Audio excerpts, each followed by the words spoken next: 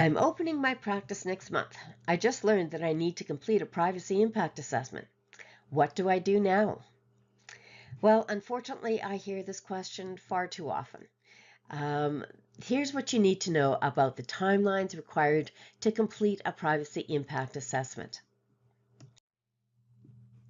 In the perfect world, you will start your PIA process about 6 months before you plan to open your practice. You will start with developing the privacy and security policies and procedures. Next, you will discuss with the EMR vendors, your computer IT support vendors, or other stakeholders about your operational needs and ensure that the vendors can meet the PIA requirements. At this point, about 4 months before go live, you will start writing your privacy impact assessment documents. In the perfect world, you will review and accept the privacy impact assessment internally to your organization and ensure that each of the custodians have reviewed, understood, and accepted the privacy impact assessment. Then you will submit the privacy impact assessment to the OIPC about 3 months before you go live. Now, the OIPC is the regulator for healthcare practices in Alberta. That's the Office of the Information and Privacy Commissioner. The Privacy Commissioner's Office will review the privacy impact assessment that you have submitted and will ask you some additional questions for clarification if necessary, and then they will assign you a privacy impact assessment file number.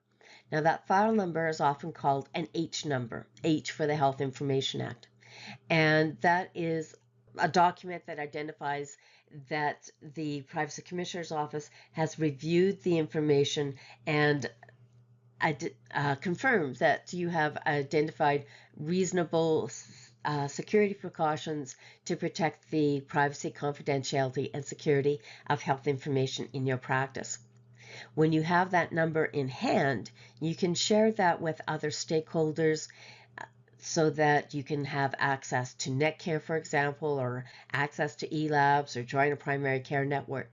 So that file number is used as a proxy with other stakeholders to indicate that you have submitted and completed your privacy impact assessment or has been reviewed by the Commissioner's Office. Now, at this point, you should definitely be working on reviewing or creating your privacy and security policies and procedures. A tool that's very helpful when you are starting that PIA process is the Guidance for Electronic Health Record Systems. Now, this is produced from the Office of the Information and Privacy Commissioner. So you can go to their website, oipc.ab.ca, to download this document. Now, it's a PDF document, and it is intended to help you with your discussion of PIA requirements with your vendors, and the Commissioner's Office has made this available for you as a download. Now, the guideline was developed to assess the safeguards in electronic health record systems. Now, custodians are intended to use this with their EHR service providers to support a privacy impact assessment. So what we'll do is help to ask those leading questions that both you and your vendor will complete and respond.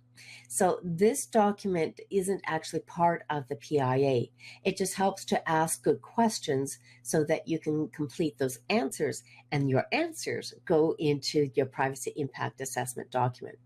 So if you are currently looking for a practice management or electronic medical record system, or a vendor to help you with your computer IT systems, or perhaps your billing systems, these are the questions that you need to ask your vendor.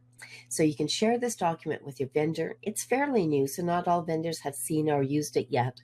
But if you're a vendor, I would highly recommend that you get a copy of this document and complete the answers from your perspective, from the vendor's perspective. And then you'll have this on hand to be able to share with all of your customers and your custodians that want to select your product to use as part of their clinic practice.